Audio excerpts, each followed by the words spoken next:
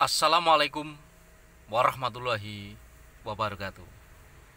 Baik, yang saya hormati rekan-rekan mahasiswa dimanapun Anda berada. Kali ini kita akan mengupas materi tentang ekologi dan ilmu lingkungan sebagai sub dari mata kuliah sosiologi lingkungan. Dan sebelumnya saya mengucapkan selamat menunaikan ibadah puasa Ramadan. Semoga kita senantiasa diberikan kemudahan, kekuatan, dan meningkatkan kualitas ibadah kita. Dan pada refleksinya adalah kita menjadi sosok manusia dan pribadi yang memiliki kesalehan pribadi dan kesalehan sosial. Baik, pada kali ini, pada perkuliahan online ini, kita akan mengupas tentang ekologi dan ilmu lingkungan. Kalau kita bicara ekologi, maka akan sangat identik sekali dengan membahas tentang lingkungan, terutama adalah lingkungan secara alam. Manusia tinggal di berbagai lingkungan, ya. Baik ada yang di lingkungan perkotaan, kemudian ada yang di lingkungan pedesaan, ada yang di lingkungan pegunungan, ada yang tinggal di lingkungan pantai dan sebagainya. Dan tentu manusia haruslah mencoba untuk mampu beradaptasi, mampu berkomunikasi dengan alam. Kenapa? Ketika manusia mampu berkomunikasi, mampu mengadaptasi dengan lingkungan, maka lingkungan pun akan juga memberikan yang terbaik bagi manusia. Sehingga tidak heran, tidak sedikit peristiwa-peristiwa bencana alam seperti tanah longsor, kemudian banjir, kemudian yang lain-lainnya ini ternyata setelah ditelisik, setelah diteliti, setelah dikaji, tidak jauh dari ulah perilaku manusia. Kita bisa mengambil contoh banyak yang terjadi, ya. Misalkan di lingkungan-lingkungan yang banyak pepohonan, areal hutan sebagai kawasan yang untuk dilestarikan, untuk dijaga, justru manusianya banyak melakukan penebangan liar, kemudian banyak melakukan sebuah perampasan alam. Akibatnya yang semula hijau kemudian jadi tanah yang tandus, tanah yang kering, pepohonan-pepohonan yang besar-besar hilang semua, dan kemudian tidak segera diganti oleh tanaman-tanaman yang baru, karena untuk tumbuh semakin besar itu juga butuh waktu yang cukup panjang, ya. Akibatnya apa? Ketika hujan deras, air sudah tidak bisa diserap dengan cepat, tidak ada lagi tanah yang diikat, tanah yang dikunci oleh pohon-pohon dan akar-akar, sehingga yang namanya longsor ini sering terjadi, yang kemudian membahayakan, kemudian juga merusak lingkungan sosial masyarakat. Rumah-rumah mengalami kerusakan, bahkan sampai mengalami kerugian harta benda sampai pada jiwa. Ini adalah dampak-dampak ketika ekologi atau lingkungan alam tidak dijaga dengan baik, termasuk banjir. Banjir menjadi persoalan yang cukup signifikan, terlebih di kota-kota besar. Kita tahu, ya, di Jakarta, di kota-kota besar, di Surabaya ini, ketika hujan deras dengan durasi yang cukup panjang sampai berjam-jam, bahkan sampai sehari dua hari, ini yang terjadi adalah banjir. Karena apa? Ketika air mengalir tidak lagi bisa diserap dengan lancar karena tanah-tanah sudah jarang ada, yang ada adalah dibangun itu bangunan-bangunan gedung-gedung pencakar langit, penghijauan sudah banyak yang hilang ya, apalagi sawah-sawah, kemudian lahan-lahan perkebunan banyak yang bangun dengan gedung-gedung bertingkat. Ini menjadi tantangan tentunya. Nah, baik, kita mulai pada slide yang berikutnya lagi. Lingkungan atau environment adalah semua kondisi dan faktor eksternal baik hidup maupun tidak hidup yang mempengaruhi semua organisme. Di sini ada yaitu dua komponen, baik biotik maupun abiotik. Kalau kita bicara biotik adalah makhluk atau organisme yang hidup. Abiotik adalah energi, bahan kimia dan lain-lain yang dapat dikatakan sebagai organisme atau non hidup ya, yang tidak hidup.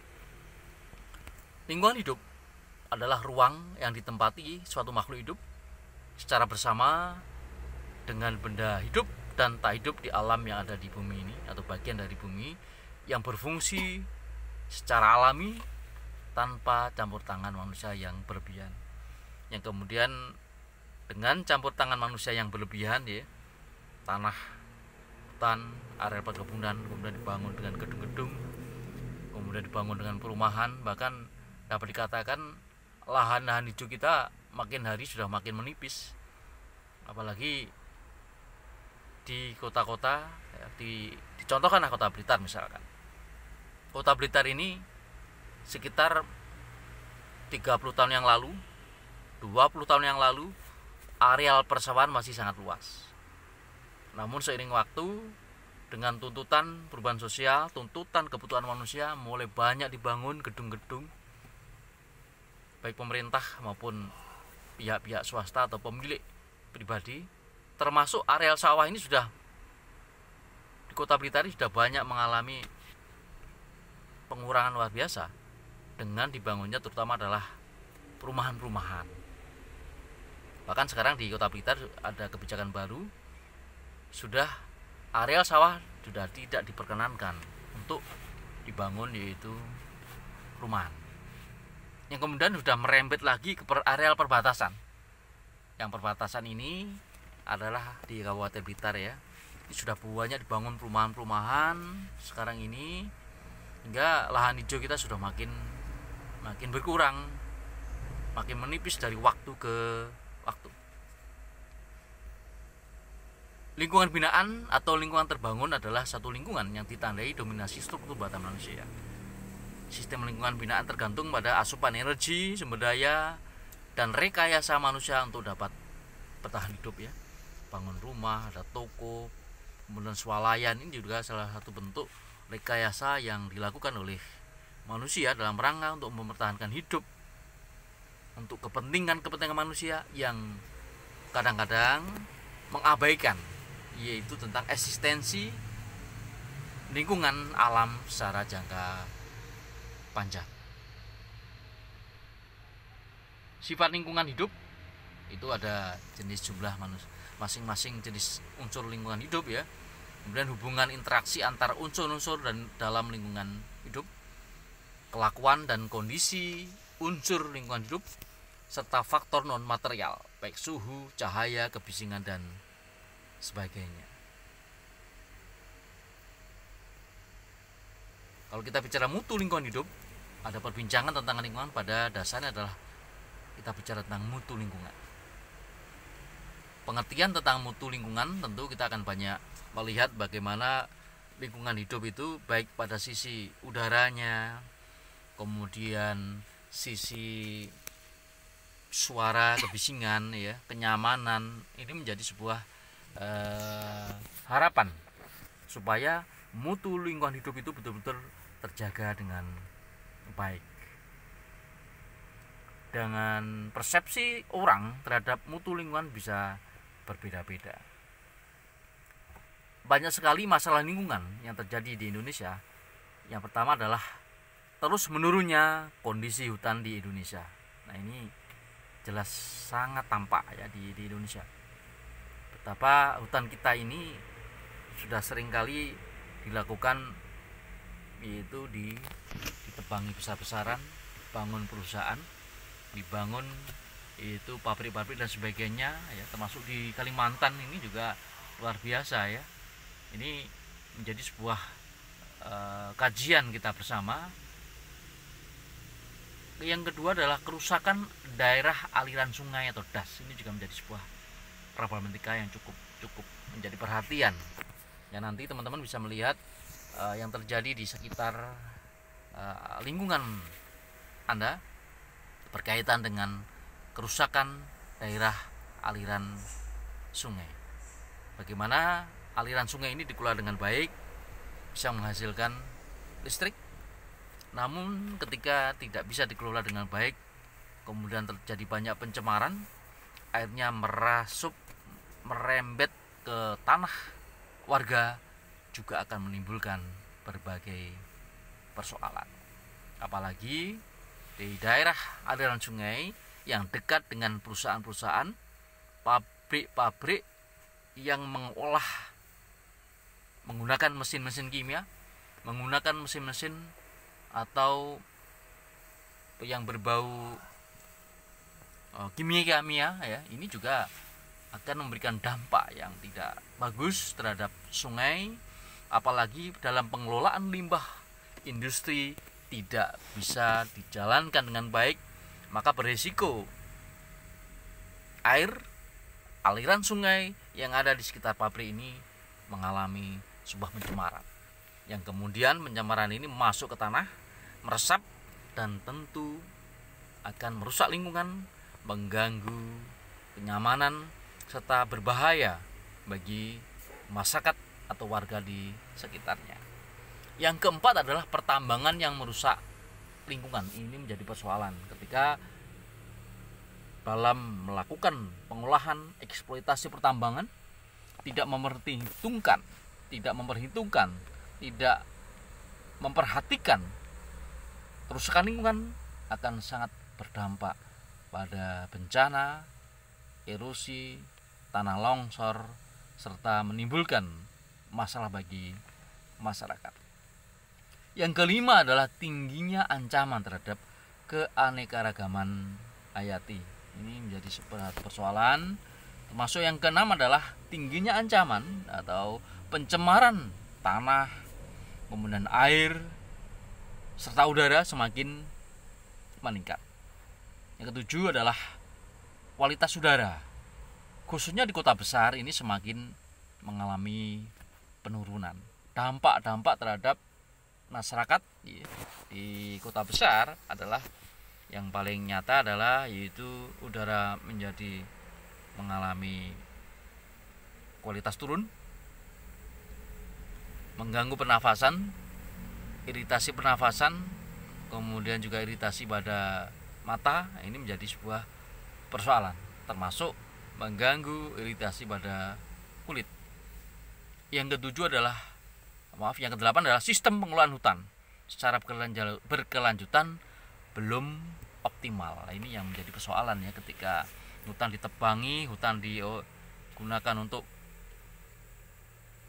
pembangunan pabrik dan perusahaan, namun tidak segera dilakukan upaya penghijauan hutan secara berkelanjutan, yaitu memikirkan dampak-dampak, kemudian kelestarian alam untuk anak cucu kita 10 tahun lagi, 20 tahun, bahkan 50 tahun ke depan. Ini menjadi hal yang harus diperhatikan. Tidak hanya sekedar mencari sebuah keuntungan eksploitasi yang hanya berpikir secara materialistik untuk hari ini. Kesembilan, pembagian wewenang dan tanggung jawab pengelolaan hutan juga perlu ada lebih jelas, lebih detail, lebih operasional. Belum lagi adalah lemahnya penegakan hukum terhadap pembalakan liar atau illegal logging dan penyelundupan kayu. Ini persoalannya. Kemudian 11 adalah juga potensi kelautan ya, yang belum didaya gunakan secara optimal. Pencurian ikan ya, pola penangkapan ikan yang merusak ya, menggunakan bom, menggunakan racun, ini sangat-sangat berdampak ya. Kemudian juga pengelolaan pulau-pulau kecil belum optimal. Mitigasi bencana belum dikembangkan secara maksimal. Ketidakpastian hukum di bidang pertambangan Kemudian juga belum dilaksanakannya pengelolaan limbah secara terpadu dan sistematis. Lalu adaptasi kebijakan terhadap perubahan iklim dan pemanasan global yang belum juga dilaksanakan secara bagus. Belum harmonisnya peraturan perundangan lingkungan hidup, serta masih rendahnya kesadaran masyarakat dalam pemeliharaan lingkungan. Kita bisa lihat di sungai-sungai sekitar kita, sungai-sungai yang bisa kita lalui, kita lihat seringkali sampah berserakan. Masyarakat di sekitar area sungai ini membuang sampah sembarangan ya. Justru malah sungai digunakan untuk membuang sampah. Nah, ini satu persoalan yang sangat-sangat riskan, persoalan berkaitan dengan rendahnya kesadaran masyarakat, dan tentu pemerintah bersama dengan aktivis masyarakat dan asosiasi yang peduli terhadap lingkungan ini perlu digalakkan. Sosialisasi, kemudian edukasi untuk meningkatkan, yaitu kepedulian serta meningkatkan kesadaran masyarakat dalam menjaga dan melestarikan lingkungan. Banyak penyebab ya, mulai dari pertumbuhan penduduk ya. Kita kalau bicara pertumbuhan penduduk semakin besar ini, kebutuhan semakin meningkat ya.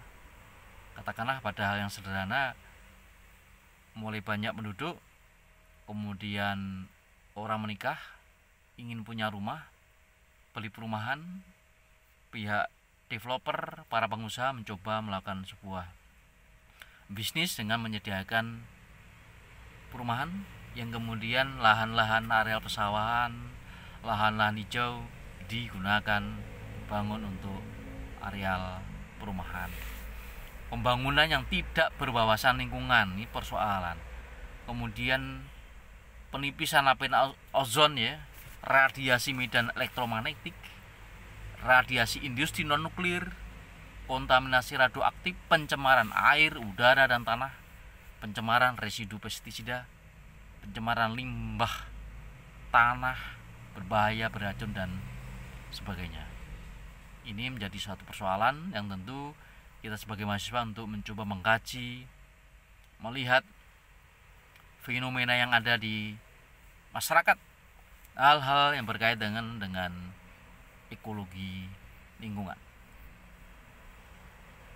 Lebih lanjut nanti silakan materi akan saya kirimkan untuk disimak, untuk dipelajari, yang kemudian nanti akan ada soal-soal untuk dikerjakan, untuk dijawab oleh rekan-rekan mahasiswa untuk pengayaan, untuk menganalisis berbagai persoalan dikaitkan dengan kajian-kajian teori serta ilmu sosiologi lingkungan dalam rangka untuk mengatasi berbagai persoalan yang ada di masyarakat. Terima kasih banyak atas perhatiannya. Salam semangat, salam sehat dan sukses. Terima kasih banyak. Akhirul kalam. Wassalamualaikum warahmatullahi wabarakatuh.